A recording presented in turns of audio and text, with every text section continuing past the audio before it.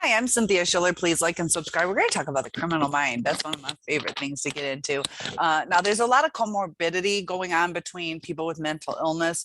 So, narcissism, we hear that term a lot. And somebody who is a narcissist, can somebody be somebody who is sexually abusive to their children. It can also be somebody who's just so absorbed in themselves that instead of working, they're just taking a lot of pictures of themselves, just a bunch of selfies, posting it on the internet instead of being a team player. So, what does this term mean for the world of criminal law? So narcissism can be distinguished from more serious diagnosis of narcissistic personality disorder because not everybody has NPD.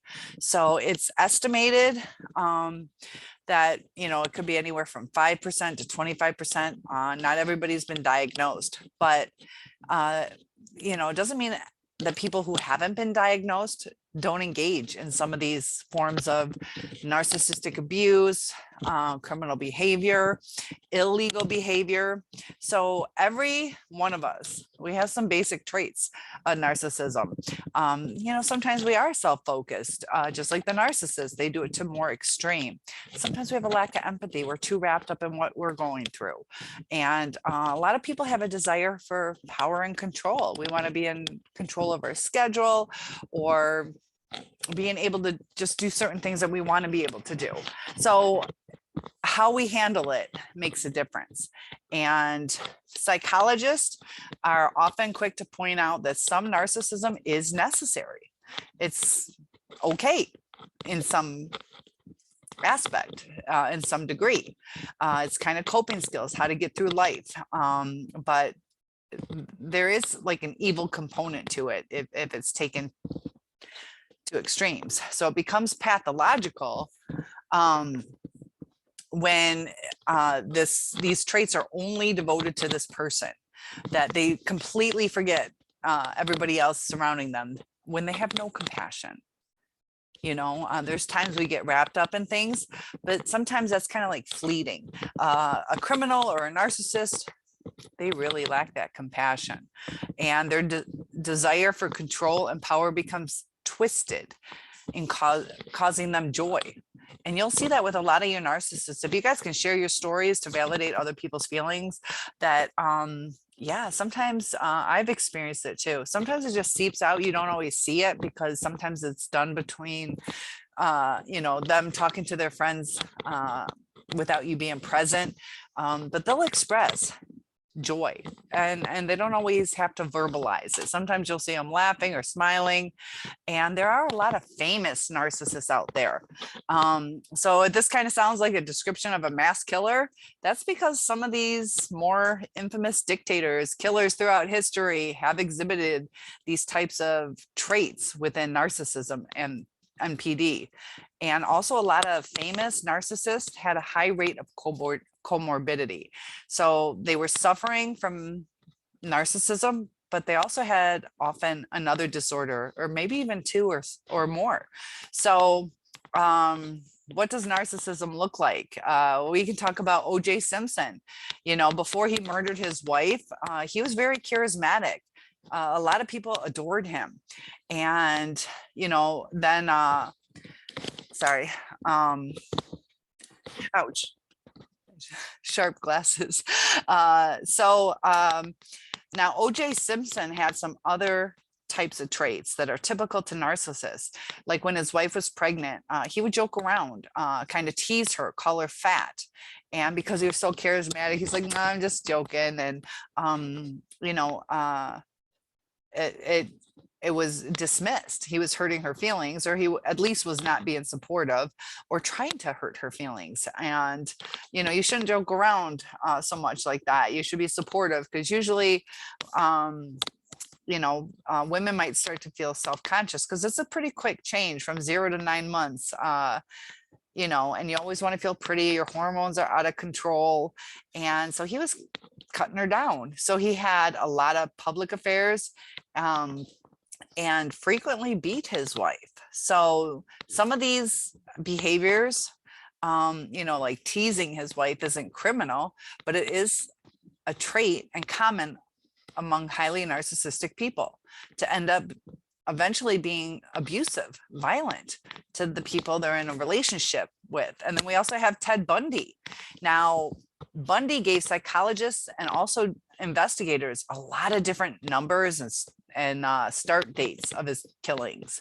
So he was kind of tricking what was really going on, not really being forthcoming. And this is a pretty extreme example. So Ted Bundy was a serial killer, lied constantly, pathologically, to his to the professionals, and he wanted to impress them about how many women he had killed. So he took great joy in it, was bragging about it, no remorse. And these narcissists will often engage in sometimes subtle forms of lying, and that's where the gaslighting comes in. They might use white lies. They might twist it so you make your own assumption on what they're trying to say, and your assumption could be wrong. Gaslighting is just a denial of another person's reality, and it makes them doubt themselves and wonder if they are the crazy one. And that's why it's also called crazy making. So if you've been gaslighted, it does make you feel crazy. And when you're so off balance, it starts messing with your brain chemistry. And when that is off, it can cause mental illness in you too. So the criminal traits within a narcissist, success over ethics, so a narcissist's past might come back to haunt them.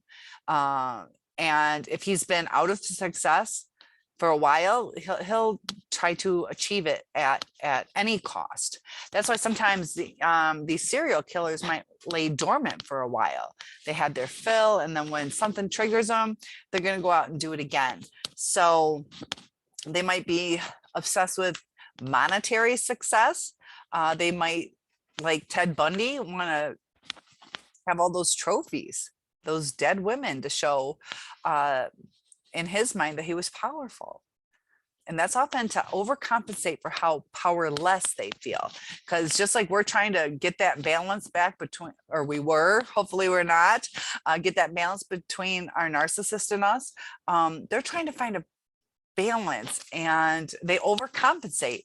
So a lot of times they'll do like illegal activities, whether it's drug dealing. They can also be hypersexual. So sexuality to a narcissist is a form of control, whether it's incest, like violent rapes, lack of respect, boundaries are all tied to this narcissistic abuse.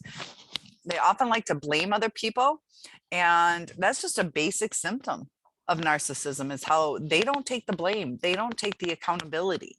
And this is the criminal who maintains their innocence, even though they know they're guilty.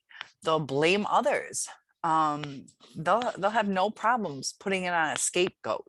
And violence, watch out for them, because narcissistic people who don't accept criticism well, or the confinement, they'll often give back 5-10 times what they've received. So they can be quite violent. So keep your hands to yourself, because they can come back 10 times harder. Find different ways to deal with it. Personal protection orders, leaving.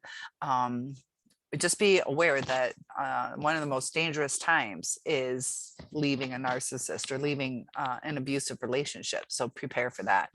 Let me know if you need help with that. I'll make a video.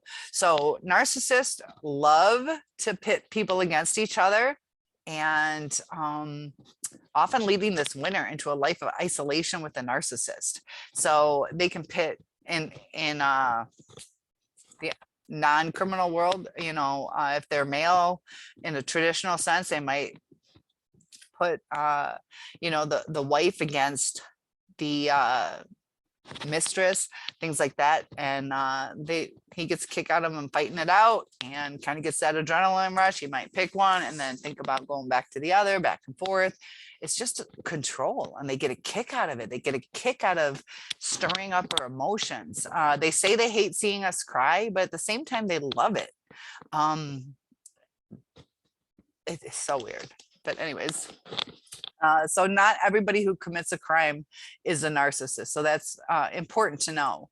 But I did have another thing I wanted to get a little deeper into. So these killers that we've had throughout history, you know, they're extremely violent. They have some mental disorders, and we're going to talk about a couple of them. So in the wake of all this violent assault, murders, robberies, our forensic psychologists like to examine how the mental state correlates with criminality. So they like to get to the root of the behavior. And to do this, they often ask questions, you know, did they have a troubled childhood?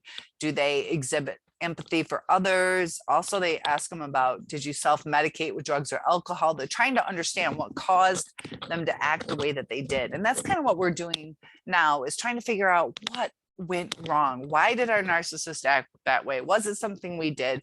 It's more in the mind. It's not what you did. You might have had some reactive abuse, but there's only so much we can take, you know. It's just like, as an analogy, if somebody's punching you, you can't just take it for the rest of your life. You know, don't get into physical fights, but it's an analogy that eventually you got to smack them to stop them. Otherwise, they're just going to beat you to death. And that's what our relationship turned into. So criminals have been diagnosed with these mental illnesses, have a lot of times co-occurring substance abuse, and that's very common. And that also makes it more dangerous once they start doing that. So schizophrenia. So according to the WebMD, schizophrenia can be often wide-ranging, often misdiagnosed. It is a mental illness that deals with hallucination, delusions. They also have a flatness in their emotions. They can even be catatonic at times. And it's most common, it's one of the most common mental disorders diagnosed among criminals, especially serial killers, because a lot of them do hear things in their head. I had a neighbor that was schizophrenic, and you could see her whole effect just changed. So such as David Berkowitz, who is the son of Sam as his nickname, he killed 6 people in the 70s, and he had said that his neighbor's dog had told him to do it. So he had paranoid schizophrenia, and that would be miserable, hearing all these sounds in your head, and you know, where's it coming from? And a lot of them give into it. They give into whatever they're being told to do. It's kind of like how we ruminate. It's like, I didn't want to do that today. I didn't want to ruminate. Sometimes our minds can overtake things, and it's hard to control what we're thinking, what we're feeling. It takes a lot of effort. And it is a mental illness that they go through. So Richard Chase, he's the vampire of Sacramento. He loved to drink the blood of his victims, and he killed 6 people over in California. We also have David Gonzalez, who killed 4, and that was back in 2004. And his inspiration was the Nightmare on Elm Street, as he claimed. Jared Lee Loughner, he was convicted for the death of 6 people, also wounded 13 others. And if you remember Gabby Giffords, or Gabrielle Giffords, that was back in 2011, yeah. And he also was paranoid schizophrenic. So you have James Egan Holmes. This is dealing with the Batman murders, and 20 doctors actually diagnosed him with schizophrenia. So it's almost like no doubt that they're probably right on that one. You also have borderline personality that can cause somebody to delve into the criminal world. And borderline, also like narcissism, can have impulsive behaviors. Borderline will also have, will have intense mood swings. They feel low self-esteem, almost like they're worthless. And these will have interpersonal relationship problems, just like the narcissist. So there are some overlapping or similar traits between different mental illnesses. And it's also another one of the United States' most common among serial killers. and it seems more common among female criminals. So just like narcissism, there's a higher incidence of males, but borderline is more female. It's just, we are a little bit different on the way we communicate. Women usually use more words. We're often brought up differently. You know, girls, should we cuddle with dolls? Boys, you got to tough it up. I'll go more into that in a different video. We're kind of changing that with the gender neutral stuff. And I'd like to learn a little bit more about that. So Jeffrey Dahmer, now this is kind of scary because my ex, one of his friends was this close from being abducted by Jeffrey Dahmer. It was on I-94. He was trying to get this teenager, my ex is a little older than me, but he was trying to get his teenager into the car. He's also known as a Milwaukee cannibal, killed 17 boys and men between 1978 and 1991. So check that out, between 1978 and 1991. He struggled with heavy alcohol abuse, and he spread it out, you know. So was he killing every day? No. But are narcissists abusive every day? Not always, not always. But what they are capable of is what is really, really important. What are they capable of? They can be so destructive, you know. And then Kristen Gilbert killed 4 patients at a Northampton, Virginia hospital. So she was working as a nurse, and she would actually administer fatal doses of epinephrine. And she purposely induced cardiac arrest. She gave them heart attacks. And now there is another woman, Eileen, I'm not sure if it's Warnos. I didn't look that up, sorry. She inspired the 2003 film Monster. And she had confessed to 7 murders over in Florida. She also had antisocial personality disorder along with borderline personality disorder. Another criminal trait, sometimes they can have the antisocial personality disorder.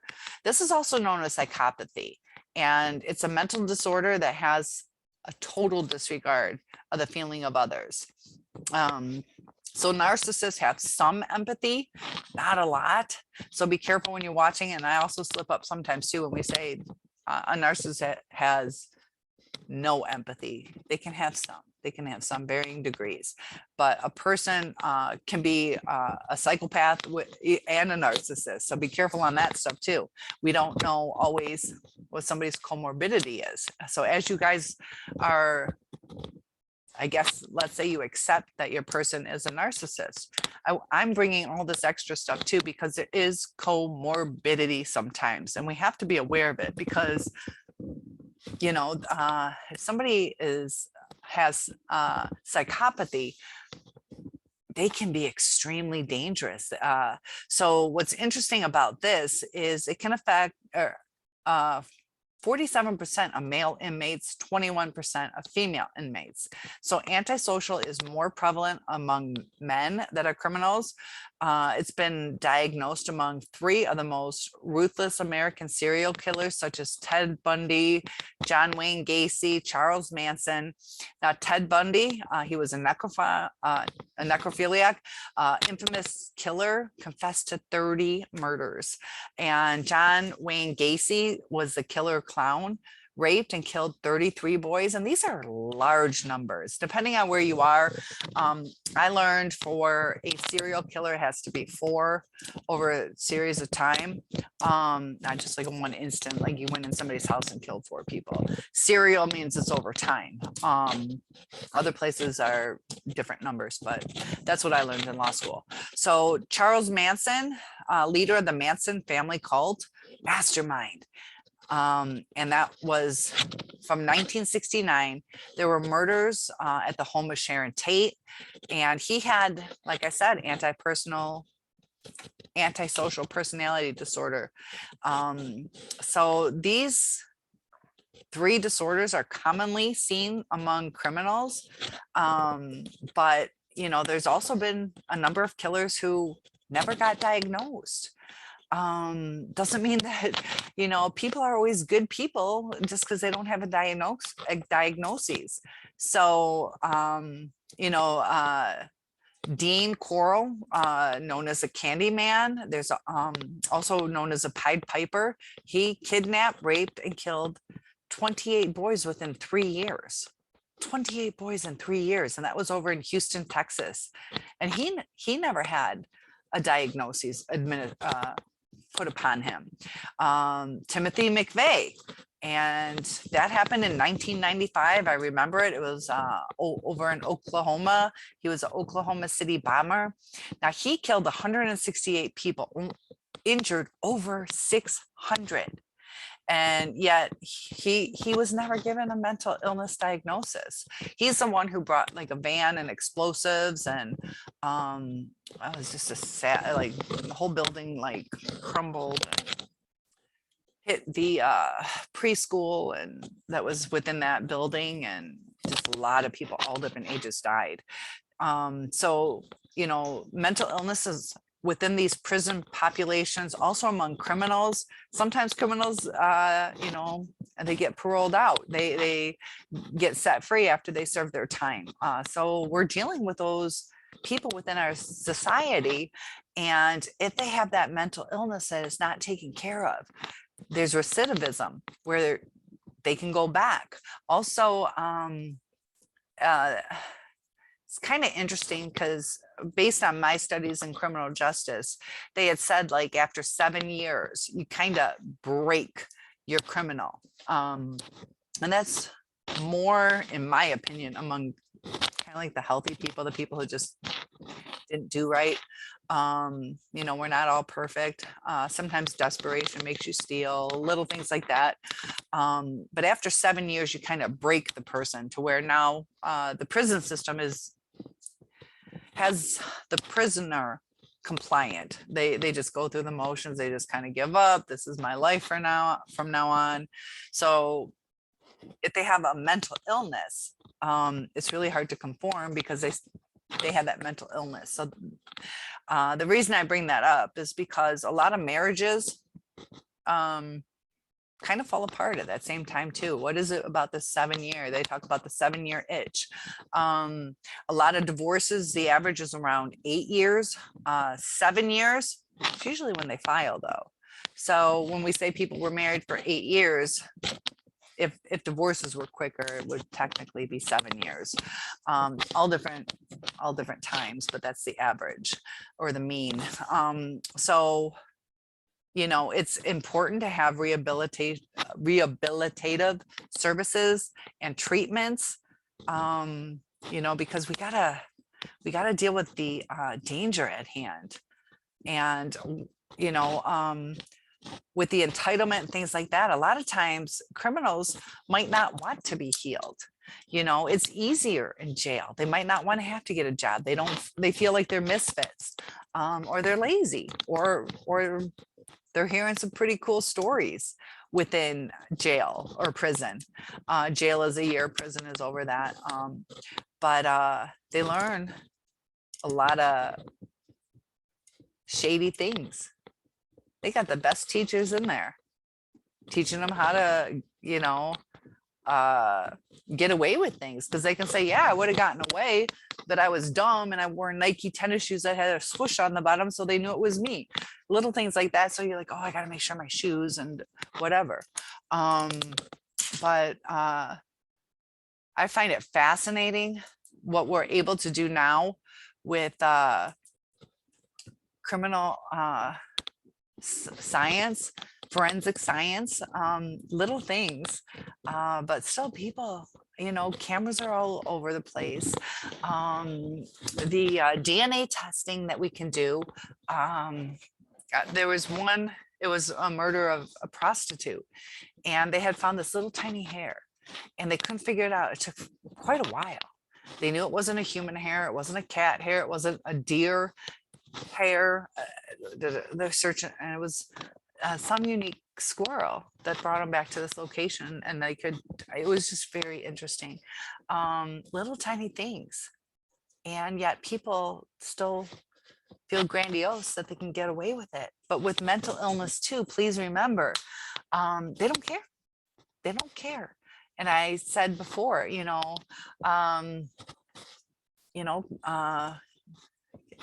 believing in capital punishment. Do we kill somebody if they're a murderer or if they commit this heinous crime? In America, we have different states do different things. We don't all across the board, all 50 states do the same as far as capital punishment. But when you tell somebody, let's say, I believe, I know Florida, at least back in the day, I think it still is. Because I was down there when Ted Bundy got killed. I was 17, so 1987 was when that happened. Maybe it went into 1988. But I think it's 1987. I just have a summer birthday, so it's hard to figure out when I was down there. 16 still, almost 17. I don't know. I think I was 17. I was 17. But people are cheering it on, and this is I don't know. This is one thing that kind of baffles me is some people just like us, we need closure sometimes. We need validation, and it's tough. Like you want to have somebody held accountable. It doesn't bring the other person back. Like my point is not so much whether we should or shouldn't have capital punishment, but my purpose in this is there's a lot of damages done to people, and a lot of things that hurt us that could have been avoided. Our narcissist, it might not be that they killed somebody, but they're kind of killing us. So in a sense, our narcissist is in a sense a criminal. They took so much from us. They took our happiness. They took our zest for life away from us. They took our trust in people away from us. And it's self-serving, and the sad part about it is we were offering, and then it was taken for granted. Just like right now, if I said, yeah, you can go help yourself, have something to eat. And you're like, cool. She said I could eat something, and then you take all my food. Like I was offering, take half of it. And then if you want more, at least, have some common respect for me and ask, can I eat it all? And, but the narcissist will be like, yeah, I'm just going to take it all. And they don't think like this person was sweet and gave me whatever, whether it was love or, a place to stay or whatever. But, some people will get married to get half your house, or they'll set it up that they were, entitled to 90% or however they play it. And it destroys so many lives. So, some of us, and I've been there, you want that Hoover. What are we wanting it for? Are we really thinking it through? We just want the pain to go away. And we wish that what we believed in was real. And once the narcissist goes through that devaluation stage, it's their loss. It's their loss. And keep chugging along. Take care of yourself, and let the narcissist go. You'll be a lot happier.